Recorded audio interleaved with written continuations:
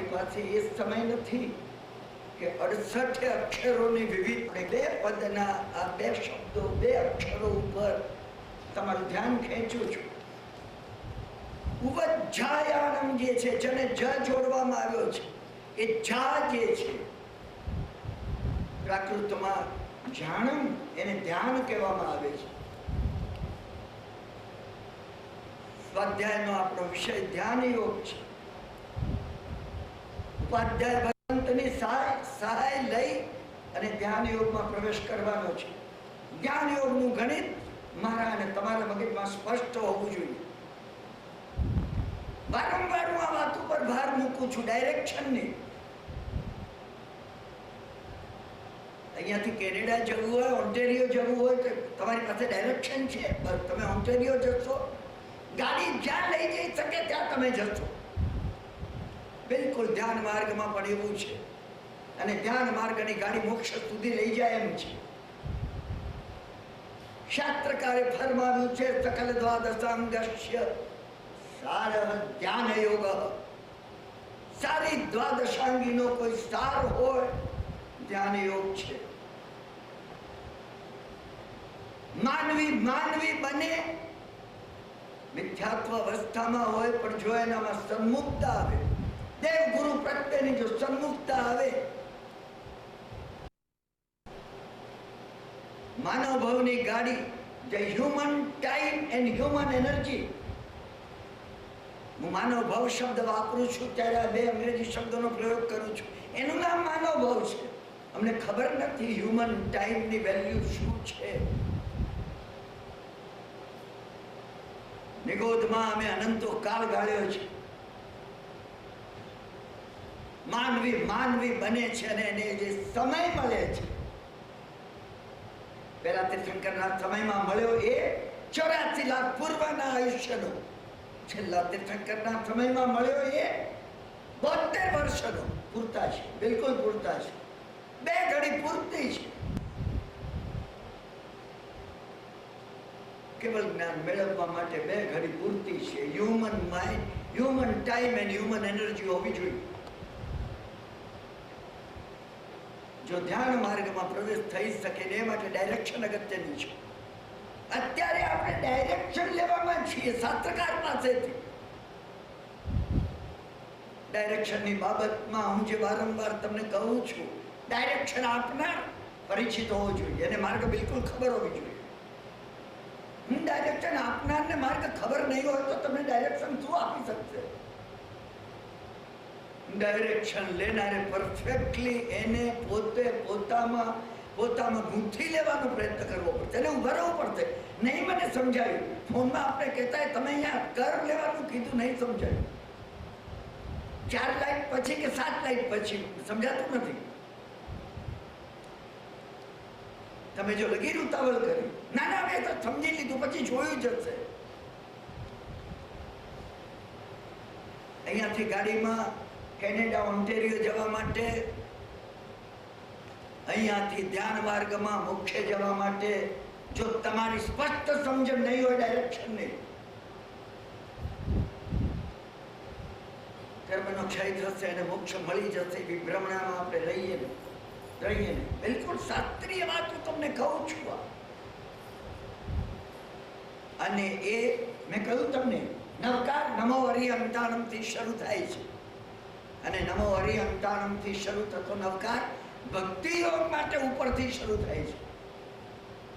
એટલે આપણે જ્યારે ચક્રોમાં નવકાર બેસાડીએ છીએ તો ઉપરથી નીચે લઈએ છીએ, પરંતુ સાધનામાં નવકાર નીચેથી ઉપર લેવાનો છે. સાધનામાં નમો લો એ સબ્બ સાહુણ, સબ્બ શબ્દ ઉપર ભાર છે, સર્વ માટે. દિનેશ્વર ભગવંતે કહેલો ધર્મ સર્વ માટે હોવો જોઈએ.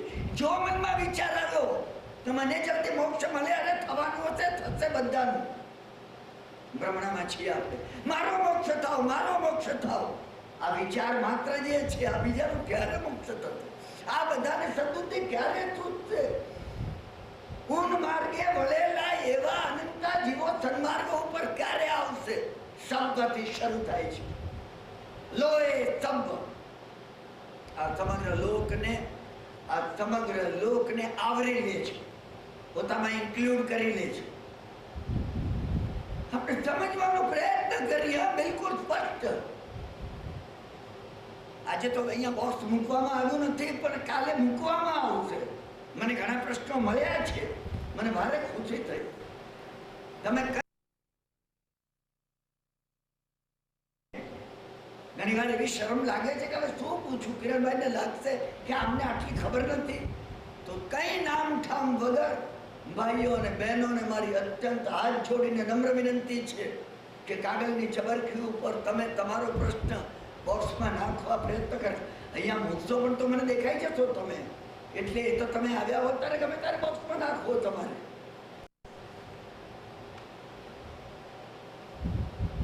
તો નીચેથી જ્યારે નવકાર શરૂ થાય છે, લોહે સ્તંભ સમજવાની જરૂર છે. આ શરત છે. It has been the condition, given condition of the cosmic order. સર્વ માટે ધર્મ પ્રાથમિક કન્ડિશન છે. સર્વનો મોક્ષ થશે કે નહીં થાય જવા તો તમારા હૃદયમાં ભાવ સર્વ માટે હોવો જોઈએ. સર્વ માટે જો તમારા અને મારા હૃદયમાં ભાવ હશે, સર્વના હિતનો જો ભાવ હશે, તો મારી અને તમારી ટોટેલિટી, મારું અને તમારું સર્વ, સમગ્રતા સાધનામાં લાગી શકશે, નહીં તો નહીં લાગી શકે.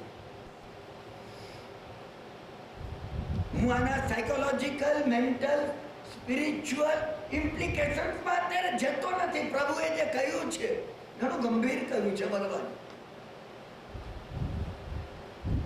તમારામાંથી કોઈને અત્યારે લાગતું પડે કે ભગવાને આ શું કીધું, આગે બરાબર લાગતું નથી. મને પણ એક દાડો વર્ષો પહેલા આવું લાગતું હતું કે ભગવાને આ કીધેલું બરાબર લાગતું નથી, અને મેં એને માટે એ બરાબર છે કે નહીં એ શોધી કાઢવા માટે મેં ઘણા વર્ષો આપ્યા છે. ઘણી શક્તિ, ઘણી એનર્જી, મારા human time and human energy મેં ઘણી આપી છે. એટલે હું તમને સ્ટેટમેન્ટ જ કહું છું. અત્યારે એ ચર્ચામાં ઘણો સમય વ્યતીત થઈ જશે.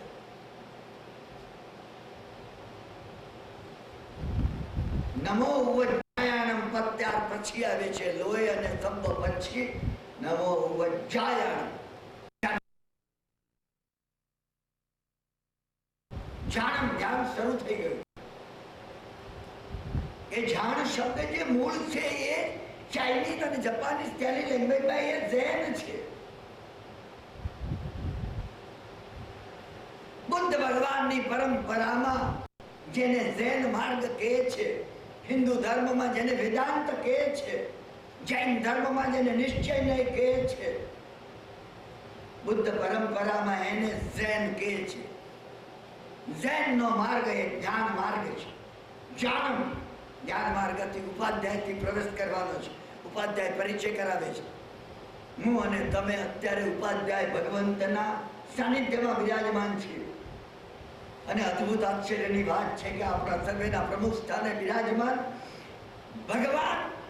ભગવાન પાર્ષદ પ્રભુ પુરુષાદાની એવા એ ભગવાન ઉપાધ્યાય પદમાં બિરાજમાન છે. નવપદના ઉપાધ્યાય પદમાં એ બિરાજમાન છે. આપણે એમની સન્મુખા ધ્યાન માર્ગમાં પ્રવેશ કરીએ છીએ. હું મને અત્યારે નવકારના 68 અક્ષરોના રહસ્યમાં અને પ્રત્યેકની વિશિષ્ટતામાં જવું નથી. હું બીજા પદ ઉપર આવું છું. સદ્દાનમ, ધ્માત જેને કહેવામાં આવે, અગ્નિ. એ જે ધ્માત છે તેને દ જોડવામાં આવે, અગ્નિ પ્રગટ થાય છે. એ અગ્નિ ધ્યાનનો અગ્નિ છે. ઉવજ્જાયાણમમાં ધ્યાન માર્ગમાં આપણે પ્રવેશ કરીએ છીએ. અને ષડ્ધાનમ પદમાં આપણી અંદર રહેલું સુષુપ્ત પોટેન્શિયલ એવું પરમાત્મા પદ પ્રગટ થવા માટે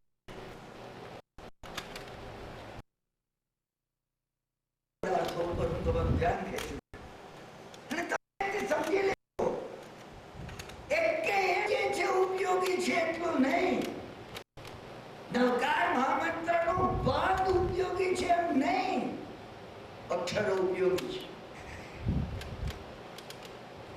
માતૃકાઓના આ ઊંડાણમાં હજી અમે ગયા નથી.